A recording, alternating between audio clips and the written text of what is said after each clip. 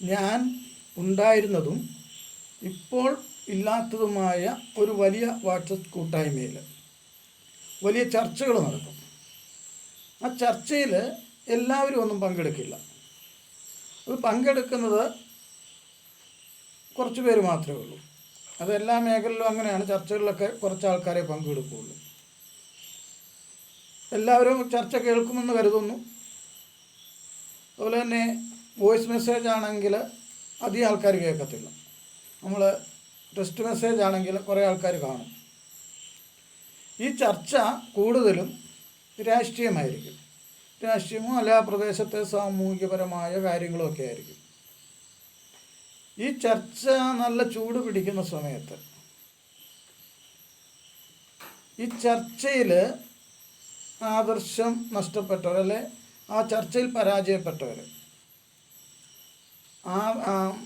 നമ്മൾ നടത്തുന്ന ചർച്ചയുടെ ആ വിഷയത്തിൽ നിന്ന് മാറി വിഷയങ്ങൾ അവതരിപ്പിക്കും.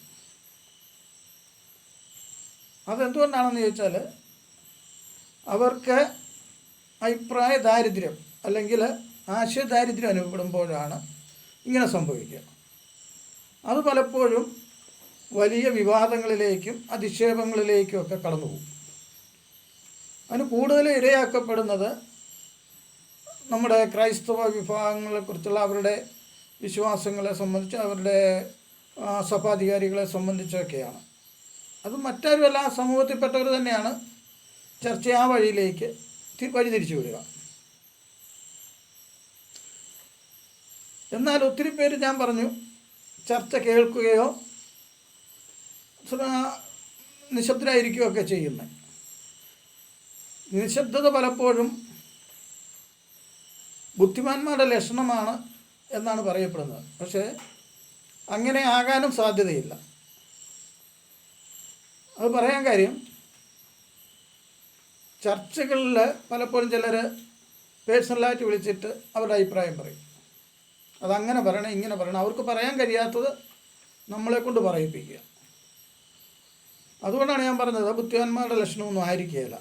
അവർക്ക് പൊതുസമൂഹത്തിൽ അഭിപ്രായം പറയാനുള്ള മടി, അല്ലെങ്കിൽ അവരെന്നെക്കുറിച്ച് എന്നാ ചിന്തിക്കും, അവിടെയും വേണം ഇവിടെയും വേണം, എനിക്ക് എൻ്റെ ആശയം പങ്കുവെക്കുകയും വേണം, അവരുടെ പ്രീതി വേണം താനും, ഇങ്ങനെയാണ് പലരും സംസാരിക്കുക. അപ്പോൾ ഞാനിത് പറയാൻ കഴിയുന്നതിനിടയ്ക്ക് ചില യുക്തിവാദികളെന്ന് സ്വയം വിശേഷിപ്പിക്കുന്ന ആൾക്കാരുണ്ട്. യുക്തിവാദികളാണോ എന്ന് ചോദിച്ചാൽ യുക്തിവാദികളല്ല. പക്ഷെ അവർ പറയുന്നത് അവർ യുക്തിവാദികളാണ്, അവർ യുക്തിപൂർവ്വം എല്ലാ കാര്യങ്ങളെക്കുറിച്ചും ചിന്തിക്കുകയുള്ളൂ എന്നാണ്. ഇന്ന് ഇവരെക്കുറിച്ച് പഠിച്ചപ്പോൾ, ഇവരെക്കുറിച്ച്, ഇവരുടെ ഈ വാചാലതയിൽ, ഇവരുടെ ഈ അഭിപ്രായങ്ങളെക്കുറിച്ചൊക്കെ, ഇവരുടെ ജീവിതത്തെക്കുറിച്ച് പഠിച്ചപ്പോൾ ഇവർ യുക്തിവാദികളായതെങ്ങനെയാണെന്ന് മനസ്സിലാക്കാൻ സാധിച്ചു. ഇവർ പലപ്പോഴും ദൈവം ഉണ്ട് എന്ന് വിശ്വസിക്കുകയും അവരെ വിമർശിക്കുകയും യുക്തിപരമായി ചിന്തിക്കുകയും ഒക്കെ വേണമെന്ന് പറയുകയും ചെയ്യുമ്പോഴും ഇവർ രഹസ്യമായി ഈ വിശ്വാസ യാത്രയിൽ പോകും. അതായത് ക്ഷേത്രങ്ങളോ പള്ളികളോ ഒക്കെ സന്ദർശിക്കും. അതിനേക്കാൾ ഉപരി ഇവർ കൂടുതലായിട്ട് ചെല്ലുന്നത് ഈ ആഭിചാരക്കാരുടെ അടുത്താണ്, മന്ത്രവാദികളുടെ അടുത്താണ്. കാരണം ഇവർക്ക് പല ലക്ഷ്യങ്ങളുണ്ട്. ആ ലക്ഷ്യപ്രാപ്തിക്ക് വേണ്ടി അവർ എന്ത് ഹീനമായ പ്രവൃത്തികൾ ചെയ്യുന്നവരുടെ അടുത്തേക്കും പോകും. അവിടെ പരാജയപ്പെട്ട് കഴിയുമ്പോഴാണ് ഇവർ പെട്ടെന്ന് സടകുടഞ്ഞ യുക്തിവാദികളായിട്ട് മാറുന്നത്. ഇത് വളരെ രസകരമായൊരു സംഗതികളാണ്, യാഥാർത്ഥ്യവുമാണ്. ഇതിലൊരു യുക്തിവാദിയെ ഒരിക്കൽ ഒരു ചർച്ചയുടെ ഇടയിൽ പറയുകയുണ്ടായി, ദൈവം സ്വാർത്ഥനാണ്. അപ്പോൾ എന്താണ് ഈ സ്വാർത്ഥത കൊണ്ട് ഉദ്ദേശിച്ചത് എന്ന് പിന്നീടാണ് മനസ്സിലായത്. അദ്ദേഹത്തിൻ്റെ തുടർന്നുള്ള വോയിസ് മെസ്സേജിൽ നിന്നാണ് മനസ്സിലായത്. അത് ക്രൈസ്തവ വിശ്വാസം അനുസരിച്ച്, അല്ലെ ക്രൈസ്തവ മതഗ്രന്ഥത്തിൽ എഴുതപ്പെട്ട, വിശുദ്ധ ബൈബിളിൽ എഴുതപ്പെട്ട ദൈവം ഇസ്രായേൽ മക്കൾ കൊടുത്ത 10 കൽപ്പനകളിൽ ഒന്നാമത്തെ കൽപ്പനയെ സംബന്ധിച്ച് ഉള്ള പരാമർശമാണ് അദ്ദേഹം നടത്തിയത്. അതിൽ ഇപ്രകാരം എഴുതിയിരിക്കുന്നു. പുറപ്പാടിൻ്റെ പുസ്തകം 20 അധ്യായത്തിൽ ആണ് ആദ്യത്തെ ആ ഭാഗം കാണാനായിട്ട് സാധിക്കുക. അതിനകത്ത് പറഞ്ഞിരിക്കുന്നത്, ഈജിപ്തിൽ നിന്ന് നിങ്ങളെ, ഈജിപ്തിൻ്റെ അടിമത്തിൽ നിന്ന് മോചിപ്പിച്ച് നിങ്ങളെ കൊണ്ടുവന്ന ദൈവമായ കർത്താവ് ഞാനാണ്. അതെല്ലാം ക്രോഡീകരിച്ചുകൊണ്ട് ഈ 10 കൽപ്പനയിൽ പറഞ്ഞിരിക്കുന്ന ഇതാണ്. അതിലൊന്നാമത്തേത്, നിൻ്റെ ദൈവമായ കർത്താവ് ഞാനാകുന്നു, ഞാനല്ലാതെ മറ്റൊരു ദൈവം നിനക്കുണ്ടാകരുത്. ഇതാണ് ദൈവം സ്വാർത്ഥനാണ് എന്ന് പറയാൻ ഇദ്ദേഹത്തെ പ്രേരിപ്പിച്ചത്. അപ്പോൾ അതിൻ്റെ സ്വാർത്ഥത അദ്ദേഹം കണ്ടെത്തിയത് ആ 1-2 വാക്യങ്ങളിൽ മാത്രം കേന്ദ്രീകരിച്ചുകൊണ്ടാണ്. എന്നാൽ ബൈബിള് പൂർണ്ണമായിട്ടും വായിക്കുകയോ പഠിക്കുകയോ ധ്യാനിക്കുകയോ ചെയ്യുന്ന ഒരു വ്യക്തിയെ സംബന്ധിച്ചിടത്തോളം അങ്ങനെ ചിന്തിക്കാൻ പറ്റത്തില്ല. അത് യുക്തിയല്ല. യുക്തിപരമായിട്ട് ഒരു വിശ്വാസിക്ക് ചിന്തിക്കാൻ പറ്റത്തുള്ളൂ. എന്തുകൊണ്ടാണ് ദൈവം നിൻ്റെ ദൈവമായ കർത്താവ് ഞാനാണെന്ന് പറഞ്ഞത്? മനുഷ്യനെ സൃഷ്ടിക്കുകയും അവന് തൻ്റെ ഛായയും സാദൃശ്യവും നൽകി അവനെ സൃഷ്ടിച്ച ദൈവം അവന് അനുസരണക്കേടിലൂടെ ദൈവത്തിൻ്റെ കൂട്ടായ്മയിൽ നിന്ന് പുറത്തുപോയി. ആ പുറത്തുപോയ മനുഷ്യനെ കാരുണ്യമാകുന്ന ദൈവം തിരികെ കൊണ്ടുവരാൻ വേണ്ടി ഒരു രക്ഷാകര പദ്ധതി ഒരുക്കുകയാണ്. ആ രക്ഷാകര പദ്ധതി തുടങ്ങുന്നത് അബ്രാഹത്തിലൂടെയാണ്. അപ്പോൾ അബ്രാഹത്തിൻ്റെ വിളിയിലൂടെ ഈ രക്ഷാകര പദ്ധതി തുടങ്ങുമ്പോൾ അബ്രാഹത്തിൻ്റെ തലമുറകളിൽ യാക്കോബ് മുതൽ യാക്കോബിൻ്റെ മകനായ ജോസഫ് ഈജിപ്തിൽ വരികയും ഈജിപ്തിൻ്റെ ഭരണാധികാരിയാവുകയും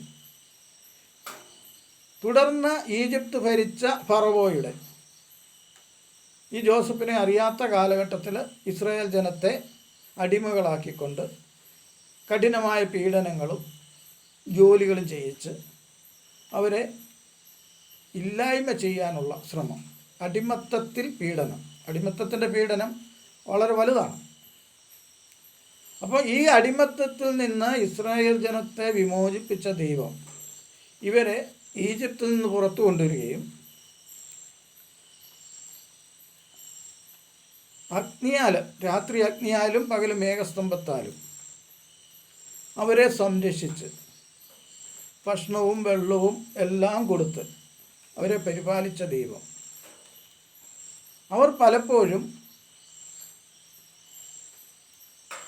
പിന്തിരിഞ്ഞു നോക്കുകയും ഈജിപ്തിൻ്റെ അടിമത്തത്തിൽ അവർക്ക് ലഭിച്ചിരുന്നതായ ഭക്ഷണത്തെക്കുറിച്ച് ചിന്തിക്കുകയും അവരുടെ കഷ്ടപ്പാടുകളെക്കാൾ അധികമായിട്ട് അവർ ഭക്ഷിക്കുന്ന ഭക്ഷണത്തെക്കുറിച്ച് ചിന്തിക്കുകയും ദൈവത്തെ തള്ളിപ്പറയുകയും ചെയ്യുന്ന ഒരവസ്ഥ. അതുപോലെ തന്നെ മൃഗങ്ങളെ ആരാധിക്കുക, കാളക്കുട്ടി ഉണ്ടാക്കി ആരാധിക്കുക, പ്രകൃതിക്ഷോഭം ഉണ്ടാകുമ്പോൾ പ്രകൃതിയെ ആരാധിക്കുക, ആകാശഗോളങ്ങളെ ആരാധിക്കുക, അങ്ങനെ ദൈവം സൃഷ്ടിച്ച സൃഷ്ടി വസ്തുക്കളെ ദൈവമായി കണ്ട് ആരാധിക്കുക. ഈ തിന്മയ്ക്കെതിരെയാണ് ദൈവം ഇവർക്ക് അറിയിപ്പ് കൊടുത്തത്, മുന്നറിയിപ്പ് കൊടുത്തത്. അല്ലേ അവരോട് പറഞ്ഞത്, നിന്നെ സൃഷ്ടിക്കുകയും പരിപാലിക്കുകയും ചെയ്ത ദൈവമായ കർത്താവ് ഞാനാണ്. നിന്നെ സൃഷ്ടിച്ച ഞാനല്ലാതെ മറ്റൊരു ദൈവം നിനക്കില്ല. അങ്ങനെ ഒരു ദൈവം നിനക്കുണ്ടാകാൻ പാടില്ല. ചുരുടെ വ്യക്തമായിട്ട് പറയുകയാണെങ്കിൽ ഒരു വ്യക്തി അവൻ്റെ മക്കളോട് പറയുകയാണ്, അല്ലെ ഞാൻ എൻ്റെ മക്കളോട് പറയുകയാണ്, നിൻ്റെ അപ്പൻ ഞാനാണ്, അല്ലെ നിങ്ങളുടെ അപ്പൻ ഞാനാണ്. എൻ്റെ സ്ഥാനത്ത് മറ്റൊരാളെ നീ അപ്പനായിട്ട് കാണരുത്. നിനക്ക് ജന്മം നൽകുകയും നിൻ്റെ അമ്മയുടെ ഉദരത്തിൽ നീ ജനിക്കാൻ കാരണക്കാരനാകുകയും നീ ഭൂമിയിൽ ജനിച്ച ശേഷം നീ സ്വയം ചിന്തിക്കുക, അല്ല നീ സ്വയം പര്യാപ്തതയിൽ എത്തുന്നത് വരെ നിന്നെ സംരക്ഷിക്കുകയും ചെയ്ത വ്യക്തി ഞാനാണ്. ഞാനല്ലാതെ മറ്റൊരു അപ്പൻ നിനക്കില്ല. അതെങ്ങനെയാണ് സ്വാർത്ഥതയാകുന്നത്? അയൽവക്കത്തെ ചേട്ടനെ അപ്പ എന്ന് വിളിക്കുന്നത് തള്ളിപ്പറയണ്ടേ? അത് അവനല്ല നിൻ്റെ അപ്പൻ ഞാനാണെന്ന് പറയാനുള്ള അവകാശം എനിക്കില്ലേ? അതുതന്നെയാണ് ദൈവം അവിടെ ചെയ്തത്.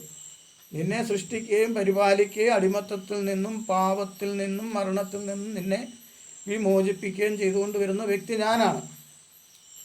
ആ ഞാനാണ് നിൻ്റെ ദൈവമായ കർത്താവ്. ഇതാണ് ഒന്നാം പ്രമാണം എന്ന് പറയുന്നത്. നിൻ്റെ ദൈവമായ കർത്താവ് ഞാനാകുന്നു, ഞാനല്ലാതെ മറ്റൊരു ദൈവം നിനക്കുണ്ടാകരുത്. അതിൻ്റെ പ്രധാനപ്പെട്ട കാരണവും പറഞ്ഞു. വിഗ്രഹാരാധന ആണ് പ്രധാന കാരണം. സൃഷ്ടവസ്തുക്കളെ ആരാധിക്കുക, അതായത് പ്രതിമകൾ ഉണ്ടാക്കുക, കടലിലെയും ഭൂമിയിലെയും ജീവജാലങ്ങളുടെ ജീവികളുടെ വിഗ്രഹങ്ങളുണ്ടാക്കി അവരാണ് ദൈവം, അവരാണ് ഞങ്ങളെ നയിക്കുന്നത് എന്ന് പറയുക. ദൈവത്തിന് കൊടുക്കേണ്ട ആരാധനയും മഹത്വവും സൃഷ്ടിജാലങ്ങൾക്ക് കൊടുക്കുക. അപ്പം ഏകസത്യ ദൈവത്തെ അറിയുക എന്നുള്ള ദൈവിക പദ്ധതിയുടെ ഭാഗമായിട്ടാണ് ദൈവം മോശ വഴി ഈ കൽപ്പനകൾ കൊടുക്കുക. ഒരു മനുഷ്യൻ്റെ ധാർമ്മികതയ്ക്ക് അനുസരിച്ചുള്ള ജീവിതം നയിക്കാൻ വേണ്ടി മാത്രമാണ് 10 പ്രമാണങ്ങൾ നൽകുക. അത് ആ നിയമമില്ലാത്തവരും പോലും മനസ്സാക്ഷിയിൽ ആ നിയമം പാലിക്കുന്നവരാണ്. വ്യഭിചാരം ചെയ്യരുത്, അതെല്ലാവരും പറയുന്ന, എല്ലാ മതസ്ഥരും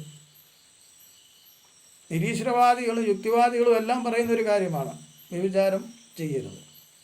മാതാപിതാക്കളെ ബഹുമാനിക്കണം, അവരെ ശുശ്രൂഷിക്കണം, മോഷ്ടിക്കരുത്, കൊല്ലരുത്, അന്യൻ്റെ വസ്തുക്കൾ ആഗ്രഹിക്കരുത്, അന്യൻ്റെ ഭാര്യയെ ആഗ്രഹിക്കരുത്. ഇതൊക്കെ എല്ലാ രാജ്യത്തിൻ്റെ നിയമങ്ങളിൽ പോലും അത് ഉൾക്കൊള്ളുന്നുണ്ട്. അതും മനസ്സാക്ഷി ഓരോ വ്യക്തികൾക്കും നൽകുന്ന നിയമമാണ്. ആ മനസ്സാക്ഷിയാണ് ഇസ്രായേലിനും അല്ലെ പുതിയ നിയമത്തിലെ ഇസ്രായേലായ ക്രൈസ്തവർക്കും കൊടുത്ത അതേ നിയമം അക്രൈസ്തവർ അവരുടെ മനസ്സാക്ഷിയുടെ നിയമം അനുസരിച്ച് ചെയ്യുന്നു. അത് ദൈവികമാണ്. അത് ദൈവം കൊടുത്ത 10 പ്രമാണങ്ങളിൽ പെട്ടതാണ്.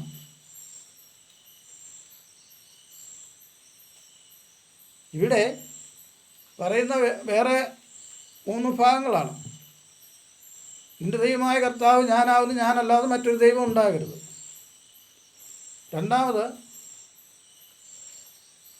കർത്താവിൻ്റെ നാമം വൃഥാ ഉപയോഗിക്കരുത്. മൂന്നാമത്, കർത്താവിൻ്റെ ദിവസം പരിശുദ്ധമായിട്ട് ആചരിക്കണം. ഇത് ഈ 2 ഭാഗങ്ങളല്ല, ഈ ഒറ്റ കാര്യമാണ്. ഒന്നാം പ്രമാണം ആണ് നമ്മളിവിടെ ചിന്തിച്ചത്. അതുകൊണ്ടാണ് ദൈവം സ്വാർത്ഥനാണെന്ന് പറഞ്ഞ അതേ സുഹൃത്തിനോട് എനിക്ക് പറയാനുള്ളത്, ദൈവം സ്വാർത്ഥനല്ല, ദൈവം കാരുണ്യവാനാണ്, ദൈവം സ്നേഹമാണ്. യഥാർത്ഥ അപ്പനെ ചൂണ്ടിക്കാണിച്ചവനാണ്. യഥാർത്ഥ അപ്പൻ ഞാനാണ് എന്ന് ദൈവം പറയുകയാണ്. നീ ജാരസന്തതിയല്ല, നീ വാഗ്ദാനത്തിൻ്റെ സന്തതിയാണ് എന്ന് ദൈവം പറഞ്ഞ് തരികയാണ്. നീ പിശാചിൻ്റെ സന്തതിയല്ല, നീ ദൈവത്തിൻ്റെ പുത്രനാണ് എന്ന് ദൈവം പറഞ്ഞു തരികയാണ്. നന്ദി, നമസ്കാരം.